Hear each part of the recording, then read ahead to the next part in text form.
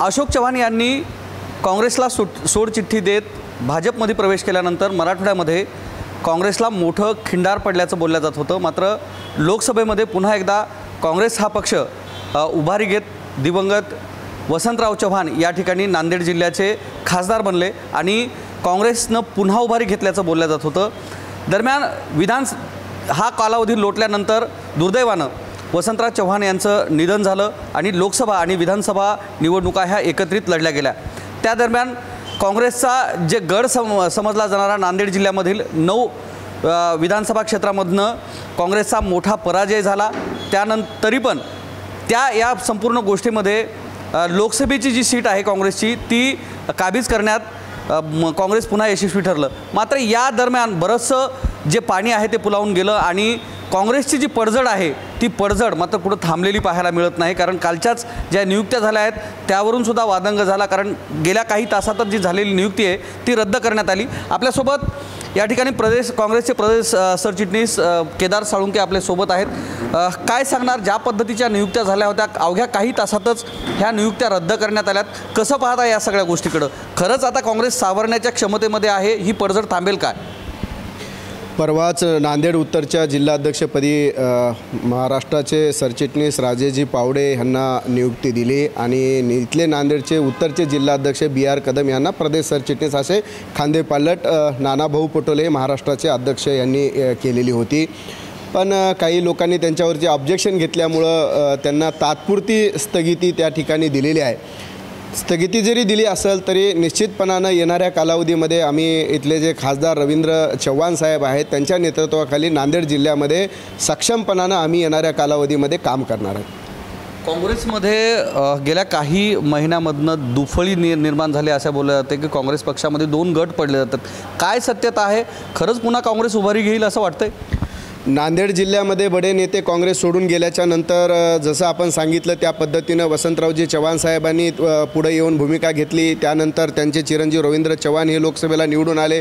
आम्हाला विधानसभेमध्ये फारसं यश अपेक्षित जरी मिळालं नसलं तरी येणाऱ्या जे आपल्या नगरपालिका, महानगरपालिका, जिल्हा परिषद, स्थानिक स्वराज्य संस्थेच्या निवडणुका आहेत त्या निवडणुकीमध्ये वसंतरावजी चव्हाण साहेबांचे जे चिरंजीव आहेत खासदार आता आपले रवींद्र चव्हाण यांच्या नेतृत्वाखाली आम्ही निश्चितपणानं पुढे येऊ आणि नंबर 1चा काँग्रेस पक्ष करू। खऱ्या अर्थानं आपण जे म्हणलं की दुफळी वगैरे असा काही विषय नाही आहे। प्रत्येक पक्षामध्ये थोडेफार नाराज्या असतात, एकमेकाला पद मिळणे किंवा न मिळणे अशा पद्धतीच्या छोट्या मोठ्या जरी काही मतभेद असतील तर ते निश्चितपणानं खासदार रवींद्र चव्हाणांच्या नेतृत्वाखाली आम्ही बसून मिटून परत एकदा काँग्रेस पक्ष मजबूत करण्याचा प्रयत्न या ठिकाणी करू। निश्चितच काँग्रेस पक्ष मजबूत होईल असं आश्वासन देण्यात येते। आपल्यासोबत राजेश पावडेही आहेत जे की नवनिर्वाचित ग्रामीणचे जिल्हाध्यक्ष म्हणून त्यांची नियुक्ती झाली होती। अवघ्या काही तासातच आपली नियुक्ती झाली आणि त्यानंतर ते जे नियुक्ती आहेत त्या रद्द करण्यात आल्यात। या सगळ्या गोष्टीकडे तुम्ही कसं पाहता, काय सांगणार? गेल्या 2 दिवसाखाली महाराष्ट्र प्रदेश काँग्रेसचे अध्यक्ष आमचे नेते आदरणीय नानाभाऊ पटोले साहेबांनी आम्हाला मुंबई ते बोलवून केदार पाटील सोळंके असोत, आम्ही असोत, बाकी आमचे तालुका उपाध्यक्ष असोत, आम्हाला सर्वांना कार्यकर्त्यांना मुंबई ते बोलवलं आणि बोलवल्यानंतर त्यांनी आम्हाला असे आदेश दिले की आपण नांदेड उत्तरचं BR कदम यांना प्रदेशवर घेऊ आणि तुम्ही तरुण आहात आणि तुम्ही जिल्हा अध्यक्षाचं काम तुम्ही उत्तरचं करा। तुम्ही जिल्हा बँकेवर तुम्ही जिल्हा प्रतिनिधी आहात, बरेच तुम्ही पदं सांभाळले तर आणि गेल्या लोकसभेला असोत विधानसभेला तुमचं काम चांगलं आहे, तुमचा परफॉर्मन्स चांगला आहे या हेतूने त्यांनी नाना पटोले साहेब असोत, आमदार अमित देशमुख असोत या सर्वांनी मिळून मला जिल्हाध्यक्षाची धुरा सांभाळण्यासाठी समारंभपूर्वक आम्हाला टिळक भवन येथे पत्र दिलं आणि पत्र दिल्यानंतर आम्ही काल पदभारही स्वीकारला। पण काही लोकांच्या काय राजकारण म्हटल्यानंतर किंवा पक्ष म्हटल्यानंतर काही गडबडी असतात, काही गोष्टी असतात। तर दिल्लीवरून चिनी तलाव साहेबांनी आम्हाला स्टेची ऑर्डर म्हणजे ICCचं परवानगी घेतली नाही हे कारण दाखवून स्टे दिलेला आहे आणि काही लोकांचं म्हणणं आहे, आमचं म्हणणं आहे बाबा चला स्टे दिलेला असला तरी स्टे उठेल, नानाभाऊ त्यांच्याशी चर्चा करतील आणि आम्ही सक्षमपणे काम करू। पण एवढं इथे सांगू इच्छितो की आम्ही तळागाळाचे हाडाचे नानाभाऊंचे कार्यकर्ते आहोत, आम्ही देशमुखांचे कार्यकर्ते आहोत। येणाऱ्या काळामध्ये आम्ही पद भेटल न भेटेल, पण आम्ही इमानीद्वारे पक्षाचं काम पहिले केले आणि आता याच्यापुढेही करू. प्रदेश अध्यक्ष नाना पटोले यांनी आपली नियुक्ती केल्यानंतर चेनी तलाळे यांनी आपली नियुक्ती ही रद्द करण्यात आलेली आहे. त्यावरून असं वाटत नाही का की महाराष्ट्राची जी प्रदेश काँग्रेस कमिटी आहे त्याच्यामध्ये भविष्यात काही फेरबदल होऊ शकतात? कारण ज्या पद्धतीनं नियुक्त्या रद्द करण्यात आल्या आहेत, येणारे आव्हानं पण खूप मोठे आहेत. जसं महापालिका आहेत, जिल्हा परिषदेच्या निवडणुका आहेत, आणि या वेळेवर जर असं केलं तर काँग्रेसचे जे डगमगणारे चाक आहेत खरंच ते सावरल्या जातील? नाही, खरं तर हा प्रश्न असा आहे की आम्ही सामान्य कार्यकर्ते आहोत. आम्ही नेहमी पक्षाचं कोणी उमेदवार असो, आजच नाही गेले 10-20 वर्ष झालं आम्ही पक्षाचं काम करतो आणि करतही राहतो.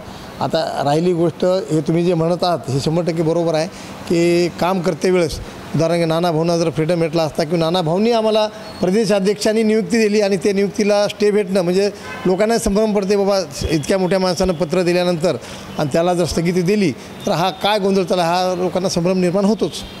काँग्रेसमधल्याच काही कार्यकर्त्यांनी आर्थिक देवाणघेवाणीतून ही नियुक्ती करण्यात आल्याचा आरोप करण्यात आलेला आहे आणि त्यानंतरच रद्द करण्यात आल्याचं असं बोललं जातं आहे. या आरोपामध्ये कितपत तथ्य आहे? त्या अनुषंगानंच आज आम्ही दुपारी माझ्या संपर्क कार्यालयामध्ये नांदेड येथील ITI येथील माझं मोठं कार्यालय आहे. या कार्यालयामध्ये आमचे प्रदेश सरचिटणीस केदार सोळंके साहेब आणि मी दोघांनी पत्रकार परिषद घेतली आणि त्या पत्रकार परिषदेमध्ये प्रेस नोट सुद्धा तयार केली आणि मी सांगितलं की बाबा एवढा मोठा माणूस आहे, रात्रंदिवस हाडाचा माणूस आहे, रात्रंदिवस काम करतो आणि काम करणाऱ्या माणसाला असं बोलणं आणि काही नसते, सामान्य कार्य ते कोणी काही नाही तरी बोलत असतात, याचा अर्थ असा नसतो. पण हे बोलणं हे असं आरोप करणं हे चुकीचं आहे. नाना भाऊ एकदम गरिबीतून आणि हा तळागाळाची आपल्या सर्वांना माहिती आहे किती नाना भाऊ. माझं स्पष्ट मत असं आहे की नाना भाऊमुळेच आणि काही नेत्यामुळे हा काय पक्षाचं काम जोरात चांगलं खासदार रवींद्र चव्हाण असू द्या किंवा BR कदम असू द्या, जे काँग्रेसचे जुने नेते आहेत, त्यांचं म्हणणं या गोष्टी संदर्भात काय आलं आहे? पक्ष तुमच्या या ठिकाणची जिल्हा बॉडी जी आहे त्यांचं नेमकं म्हणणं काय आहे? इतरांचा सहभाग आहे का ह्याच्यात? हा विषय असा आहे की नाना भाऊचं पूर्ण लक्ष नांदेडवर आहे. गेल्या विधानसभेमध्ये सुद्धा नाना भाऊने मॅक्झिमम महाराष्ट्रामध्ये नांदेडवर लक्ष केंद्रित केलं होतं, आपल्या सर्वांना माहीत आहे. नाना भाऊंना कोणता कार्यकर्ता काम करतो, इमानदारीने कोणता कार्यकर्ता काय करते हे सगळं माहीत आहे. राहिली गोष्ट आपले नवनिर्वाचित खासदार रवींद्र चव्हाण यांना मी बोललो होतो, ते आमचे नेते आहेत, त्यांची संमती ते म्हणले बा काय हरकत नाही, नाना भाऊ जे निर्णय घेतील ते आम्हाला मान्य राहील, आपण सर्वजण मिळून पक्षाचं काम करूया. आणि आम्ही आताही सांगालो हे लोक कोणी काही म्हणत नाना भाऊ असोत आणि रवींद्र चव्हाण असोत यांच्या आदेशानुसारच आम्ही काम करू. पदं भेटतील न भेटतील पण आम्ही त्याचं काम करत राहू. शेवटचा प्रश्न मी केदार साळुंखे यांच्याकडे येतो. काय सांगणार, ज्या पद्धतीची काँग्रेसची जी पडझड चालू आहे गेल्या लोकसभा आणि सभानंतरही थांबलेली नाही, बरेचशी जी आउटगोईंग आहे ती चालूच आहे. बऱ्याचशा राष्ट्रवादी अजित पवार गट असू द्या, भाजपा असू द्या किंवा अन्य शिवसेना शिंदे गट असू द्या, याच्यामध्ये जी आउटगोईंग चालू आहे ती थांबवण्याचं मोठं आव्हान काँग्रेससमोर आहे. खरंच येत्या कालावधीमध्ये काँग्रेस ही पडझड थांबवून पुन्हा उभारी घेईल असं वाटते का? कारण इन्कमिंग आउटगोईंग खूप जास्त चालू आहे, इन्कमिंग बंद आहे. काँग्रेसमधून जे बाहेर लोक जात आहेत ते पूर्वी काँग्रेसमध्ये नव्हती. ती काँग्रेसमध्ये लोकसभेच्या कालावधीमध्ये आणि विधानसभेच्या तिकिटासाठी काँग्रेसमध्ये आलेली होती आणि तीच मंडळी आता काँग्रेस सोडून बाहेर जात आहे. पण काँग्रेसचा जो निष्ठावंत कार्यकर्ता आहे, काँग्रेसचा हा निष्ठावंत पदाधिकारी आहे, अजून कुठल्याही पक्षामध्ये गेलेला नाही आहे. त्यामुळं येणाऱ्या कालावधीमध्ये आपण जसं पडझडीचा विषय करता तर रवींद्र चव्हाण हे या भागाचे खासदार आहेत आणि अन्य आमचे जे माजी आमदार वगैरे सगळे आहेत, शहर अध्यक्ष आहेत, यांच्या नेतृत्वाखाली आपण या जिल्ह्यामध्ये परत एकदा काँग्रेस सक्षमपणानं उभा करण्याचं या ठिकाणी आपण 1 नंबरला काँग्रेस पक्ष निश्चितपणानं उभारी घेईल हे मी तुम्हाला या ठिकाणी सांगू शकतो. तर हे आपल्यासोबत होते प्रदेश सरचिटणीस केदार साळुंखे आणि नवनिर्वाचित झालेले जिल्हाध्यक्ष राजेश पावडे, ज्यांनी काँग्रेसची जी नांदेड जिल्ह्यातील आणि मराठवाड्यातील अवस्था आहे त्याच्यावर भाष्य केलेलं आहे. पुन्हा एकदा ज्या पद्धतीनं गेल्या अनेक दशकापासून या ठिकाणी काँग्रेसचा जो गड आहे तो मजबूत होता, त्याच पद्धतीनं हा गड पुन्हा मजबूत करून या ठिकाणी काँग्रेस पुन्हा सक्षम बनवू असा विश्वास त्यांनी दाखवला आहे. कॅमेरामन अमोलसह मी धनंजय सोळंके, मॅक्स महाराष्ट्र, नांदेड.